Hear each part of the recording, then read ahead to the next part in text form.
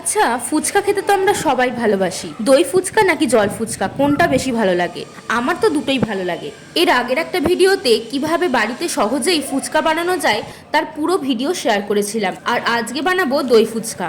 দই ফুচকার জন্য প্রথমে আলু মাখাটা তৈরি করে নেব। এর জন্য নিয়েছি আলু সেদ্ধ করে রাখা ছোলাটা আমি অল্প একটু নুন দিয়ে সেদ্ধ করে নিয়েছি।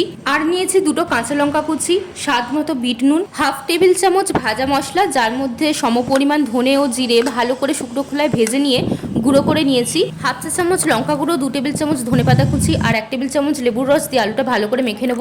আপনারা ঝালটা আপনাদের স্বাদ অনুযায়ী দেবেন। এবার আর একটা বাটিতে 3 টেবিল চামচ টক দই অল্প একটু জল দিয়ে ভালো করে ফেটিয়ে নেব।